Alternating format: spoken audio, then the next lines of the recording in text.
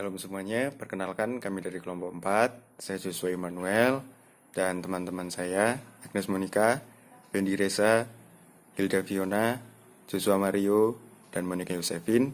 Kami akan menjelaskan mengenai topik keempat, yaitu pembelajaran, meliputi gaya belajar, fase pembelajaran, dan lapisan perkembangan. Selamat menyaksikan. Jadi, kita masuk ke dalam materi yang pertama, yaitu pengertian gaya belajar. Gaya belajar adalah cara yang dimiliki oleh seseorang dalam menerima hasil belajar dengan tingkat optimal yang lebih tinggi daripada cara-cara yang lain. Jadi maksudnya di sini ada satu cara atau strategi yang sangat ampuh, yang sangat optimal untuk seseorang menerima informasi atau pembelajaran dari orang lain atau dari sumber-sumber lain. Nah, antara orang yang satu dengan orang yang lainnya mungkin memiliki strategi atau cara yang berbeda untuk menerima hasil belajar ini sesuai dengan tingkat optimal seseorang itu menerima hasil belajar tersebut dengan gaya belajar yang mana atau dengan strategi yang mana, seperti itu. Terima kasih. Tujuan gaya belajar siswa. Darmadi di dalam bukunya di tahun 2017 membagi tujuan gaya belajar siswa itu kepada dua pihak. Yang pertama itu adalah seorang guru, dan yang kedua itu adalah seorang siswa. Nah, sebagai seorang guru itu harus mampu memahami gaya belajar dari seorang siswa, karena dengan hal itu guru itu mampu mempersiapkan strategi dan teknik belajar yang tepat bagi siswa tersebut sehingga mampu mengembangkan kemampuan siswa dengan lebih maksimal.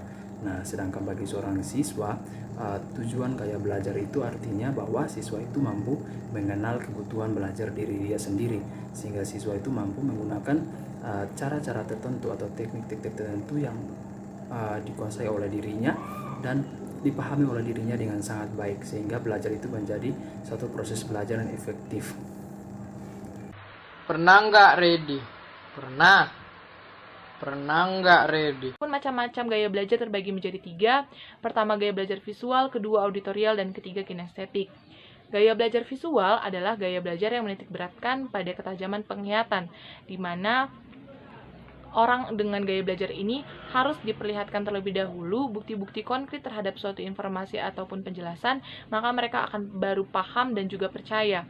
Karakteristik dari siswa ataupun individu dengan gaya belajar ini, yang pertama, kebutuhan untuk melihat suatu baik pelajaran maupun informasi itu secara visual.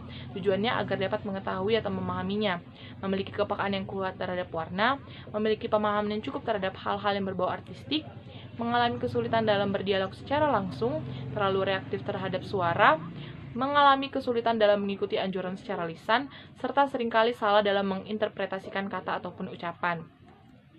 Kemudian ciri-ciri dari siswa atau individu dengan gaya belajar ini, pertama, posisi kepala terangkat ke atas ke arah orang yang sedang berbicara. Eye accessing-nya memilih ke atas, nafas pada dada bagian atas tipis, posisi leher lurus dan tegak, penampilan rapi, warna serasi dan juga teratur, mengingat dengan gambar, lebih suka membaca daripada dibacakan, membutuhkan gambaran dan tujuan menyeluruh, serta menangkap sesuatu secara detail. Mereka juga mengingat apa yang dilihat, selalu mengadakan kontak mata, berbicara cepat hampir tanpa titik koma, menjaga jarak dari orang lain agar dapat melihat lebih jelas, serta berpikir selalu gambar besarnya. Yang kedua, gaya belajar auditorial adalah gaya belajar yang mengandalkan pendengaran untuk dapat memahami dan mengerti akan sesuatu informasi atau pelajaran yang disampaikan. Karakteristik siswa atau individu dengan gaya belajar ini, pertama, semua informasi hanya dapat diserap melalui pendengaran. Kedua, memiliki kesulitan untuk dapat menyerap informasi dalam bentuk tulisan secara langsung. Dan ketiga, memiliki kesulitan menulis ataupun membaca. Ciri-cirinya, pertama, posisi kepala menoleh ke arah orang yang sedang berbicara, eye accessing-nya sejajar dan searah dengan telinga, nafas merata di seluruh permukaan dada, memandang jauh, menghindari kontak mata, perhatiannya mudah terpecah, berbicara dengan pola berirama, selalu mengulang apa yang baru didengar, belajar dengan cara mendengarkan ataupun menggunakan bibir atau bersuara saat membaca. Yang selanjutnya, berdialog secara internal dan eksternal, sikap tubuhnya lemah lembut dan mengalir, berdiri dekat dengan orang lain supaya dapat mendengar jelas, mudah terganggu oleh kebisingan, serta cara berpikirnya kronologi. Yang ketiga, kinestetik adalah gaya belajar yang mengharuskan siswa-siswinya yang bersangkutan menyentuh sesuatu yang dapat memberikan informasi tertentu agar ia dapat mengingatnya. Karakteristik siswa ini adalah menempatkan tangan sebagai alat penerima informasi utama agar dapat terus mengingatnya. Hanya dengan memegang saja, siswa atau individu ini dapat menyerap informasi tanpa harus membaca penjelasannya. Ciri-ciri siswa atau individu dengan gaya belajar ini: pertama, posisi kepala dan dahi agak menunduk dan eksesinya menunduk ke arah kanan. Nafas dalam di daerah diafragma, jarang mengadakan kontak mata, suara nada rendah tempo lambat, sering berjedah ketika berbicara, berdiri berdekatan, banyak bergerak, suka sentuhan dan merasakan informasi.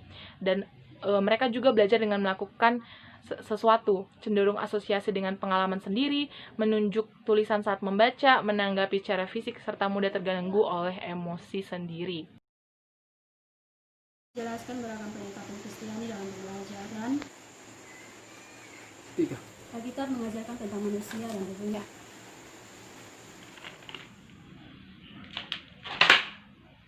Itu suara apa ya? Datangnya dari mana ya? Ini Anda akan mempelajari 4 orientasi yang berbeda pada kurikulum. Nah, keempat orientasi tersebut adalah orientasi tradisional, orientasi proses, orientasi pengalaman, dan orientasi Kristen. Tradisional, penguasaan, pengalaman, dan Kristen.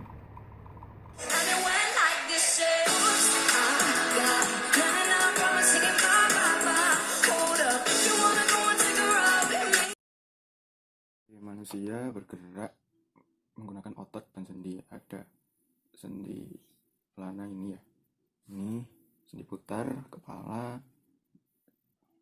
oke, terus sendi engsel itu yang siku, engsel. Selanjutnya mengenai implikasi gaya belajar siswa. Nah, yang pertama bagi siswa itu sendiri. Ketika siswa sudah tahu, sudah kenal gaya belajar apa yang sesuai untuk dirinya, maka ia bisa menentukan strategi belajar apa yang tepat untuk gaya belajarnya itu. Nah, dengan demikian ia juga bisa meningkatkan prestasi akademiknya. Nah, kemudian berikut beberapa strategi belajar berdasarkan gaya belajar.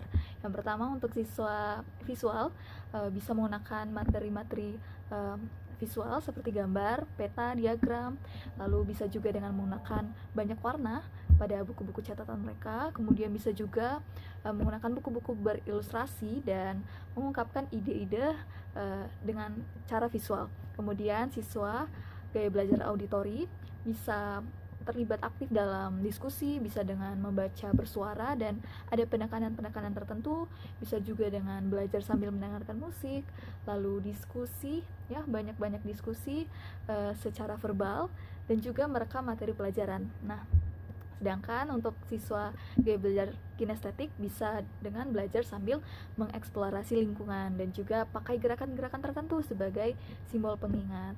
Nah, sekarang kita masuk pada fase pembelajaran atau fase-fase belajar. Nah, fase-fase belajar ini berdasarkan pada teori belajar Robert Gardner, yang mana Robert Gardner menjelaskan terdapat 8 fase belajar atau 8 fase pembelajaran. Nah, 8 fase ini terbagi menjadi 2 bagian. Yang pertama adalah fase utama, yang terbagi menjadi 4, dan fase tidak utama atau pendukung, yang terdiri juga dari 4 fase. Nah, sekarang kita akan masuk pada fase yang utama atau fase belajar utama. Yang pertama adalah apprehending.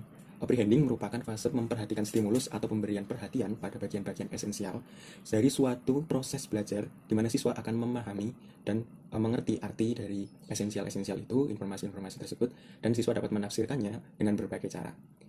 Yang paling pasti, siswa menafsirkan ini dengan kemampuannya sendiri. Yang kedua, equation. Nah, fase equation ini merupakan fase kesanggupan dari siswa untuk menerima informasi yang belum dia dapatkan sebelumnya dengan cara menghubung-hubungkan informasi yang baru dia dapatkan dengan informasi yang telah dia punya sebelumnya. Nah, dapat dikatakan juga fase ini merupakan fase di mana siswa membentuk asosiasi-asosiasi atau pemahaman-pemahaman antara informasi baru dengan informasi lama atau pengetahuan yang sudah dia miliki. Yang ketiga, retention atau storage. Nah, sesuai dengan namanya, storage, fase ini merupakan fase di mana siswa menyimpan informasi yang dia dapatkan ke dalam memorinya, dan informasi ini dapat tersimpan di dalam memori jangka pendek ataupun memori jangka panjang. Nah, seperti yang kita ketahui, memori jangka pendek merupakan memori yang menyimpan informasi dengan jangka waktu yang panjang atau lama, sedangkan memori jangka panjang merupakan memori yang menyimpan informasi dengan jangka waktu yang permanen. Nah, setelah itu, kita akan masuk pada bagian yang terakhir, yaitu adalah recall. Recall ini merupakan fase di mana siswa memanggil kembali informasi atau mengingat kembali informasi yang terdapat pada memori jangka panjang. Karena terkadang informasi yang terdapat pada memori jangka panjang seringkali akan hilang atau akan terlupakan, sehingga akan membuat siswa kesulitan untuk memahami informasi-informasi yang siswa perlukan pada kegiatan belajar. Nah, selanjutnya kita masuk kepada bagian kedua, di mana bagian fase pembelajaran tidak utama atau pendukung. Yang pertama adalah motivasi. Motivasi merupakan fase yang dilakukan oleh guru, di mana guru memberikan dorongan atau memberikan semacam kata-kata motivasi sebelum pembelajaran dimulai, di mana fase ini berfungsi sebagai pendorong atau pengarah, sekaligus sebagai penggerak perilaku siswa untuk mencapai tujuan belajar dari siswa. Yang kedua adalah generalisasi. Generalisasi merupakan fase transfer informasi atau merupakan tahap penerapan siswa pada situasi-situasi baru, dan tujuan ini sebenarnya untuk membuat daya ingat siswa lebih meningkat serta dapat membantu siswa mengaplikasikan informasi yang baru saja dia dapatkan. Yang ketiga merupakan fase penampilan. Fase ini merupakan fase di mana siswa harus menunjukkan atau menampilkan kemampuannya setelah mempelajari suatu informasi. Jadi ketika siswa mendapatkan informasi, mereka harus menampilkan atau menunjukkan mengaplikasikan informasi yang mereka dapatkan. Selanjutnya merupakan fase yang terakhir, yaitu adalah umpan balik, di mana fase umpan balik ini merupakan fase yang dilakukan oleh guru, sebagaimana guru akan memberikan umpan balik atau feedback kepada siswa berdasarkan penampilan yang sudah ditampilkan oleh siswa. Nah, fase feedback ini bertujuan sebagai guru sendiri untuk memberitahu kepada siswa atau mengoreksi kepada siswa di mana siswa ini sudah memahami informasi pada proses pembelajaran atau belum. Selanjutnya saya akan menjelaskan tentang lapisan perkembangan pembelajaran. Nah, lapisan perkembangan pembelajaran ini ditujukan agar guru dapat menentukan kurikulum terbaik bagi siswanya. Nah, Kira Megan membagi lapisan ini ke dalam 3 tahap, yaitu pemahaman primer ya pada rentan usia 0 sampai 9 tahun, pemahaman romantis pada usia 8 sampai 15 tahun, dan pemahaman filosofis pada rentan usia 14 sampai 19 tahun. Nah, ada masa di mana setahun ini anak memiliki transisi dari pemahaman satu ke pemahaman lain. Nah, mengapa anak di atas 19 tahun sudah tidak dikategorikan ke dalam pemahaman apapun? Karena sudah dapat dikatakan dia sudah memiliki pemikiran dewasa, atau dengan kata lain udah tua, udah makan asam garam lah ya, walaupun tidak pasti. Nah, untuk pemahaman pertama ada pemahaman primer. Pada pemahaman primer ini anak ini kan masih kebanyakan masih SD. Dia jadi hanya tertarik pada topik yang menurutnya menarik. Habis itu kurang mau tahu akan pentingnya topik yang dipelajari. Terus lebih tertarik terhadap cerita-cerita yang membangkitkan kegembiraan dan semangatnya. Nah, terus dia tidak menyukai kompleksitas topik. Jadi dia nggak suka topik yang susah. Nah, penerapan pembelajaran kepada anak pemahaman primer ini lebih baik kita harus mengenali topik yang menarik, terus buat kata-kata juga yang menarik, dan pakailah kata-kata yang membangun siswanya agar lebih semangat. Nah, kedua untuk pemahaman romantis. Pemahaman romantis ini anak-anak yang memiliki pemahaman tersebut memiliki ciri-ciri tertarik pada topik yang mencerminkan nilai-nilai kemanusiaan, menyukai topik yang berkaitan dengan romantika kehidupan serta realita yang dramatis, ya romantik banget ya. Nah, terus suka dengan cerita-cerita yang naratif serta menyadarkan minat dan harapannya. Biasa baru-baru baca novel nih. Nah, terus tertarik dengan topik yang membangkitkan imajinatifnya, tidak menyukai asumsi-asumsi negatif. Ini anaknya benar-benar mempunyai pemikiran yang mantap. Nah, oke. Nah, di masa kebanyakan anak-anak pada masa remaja yang memiliki pemahaman romantis ini. Nah, cara menghadapinya adalah kita harus mencari topik-topik yang membangun nilai kehidupan. Terus kita harus memilih cerita yang mengandung realitas kehidupan agar anak yang memiliki pemahaman ini terbuka. Terus berikan dukungan yang membangkitkan minat siswa. Kita harus membangkitkan minat siswa kita. Terus pakailah kata-kata yang dapat membangkitkan harapan siswa juga. Nah, yang selanjutnya ada pemahaman filosofis. Nah, pada anak-anak memiliki pemahaman ini, mereka sudah lebih dewasa karena kebanyakan anak-anak di masa ini sudah SMA. Nah, ciri-cirinya adalah hanya tertarik pada topik penting yang mempunyai dasar. Terus isi pembelajaran juga harus mendukung topik utama, karena anak pemahaman filosofis ini cenderung kritis. Nah, ketiga menyukai pertanyaan-pertanyaan kritis ya, seperti yang saya bilang. Karena dia sudah cenderung kritis, anak-anak ini biasa suka memberikan pertanyaan-pertanyaan yang bagi dia dapat dikatakan membingungkan atau bisa lumayan kritis lah ya.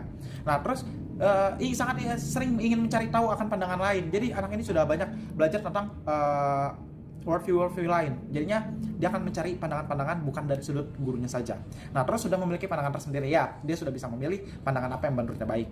Nah, terus cara menghadapinya gimana? Berarti kita harus membuat siswa kita nih memahami bahwa topik yang sedang dibahas itu penting. Kita harus menyadarkan kepada anak yang sudah memiliki pemahaman filosofis ini.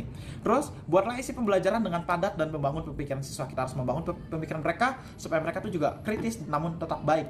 Nah, terus lemparkan pertanyaan-pertanyaan menantang agar siswa ini merasakan akan kompleksitas dari topiknya tersebut. Nah, terakhir kita harus amati setiap pandangan siswa dengan diskusi atau penilaian agar kita bisa tahu apa yang siswa kita nih pandang atau apa yang menjadi worldview dari siswa kita ini. Sekian.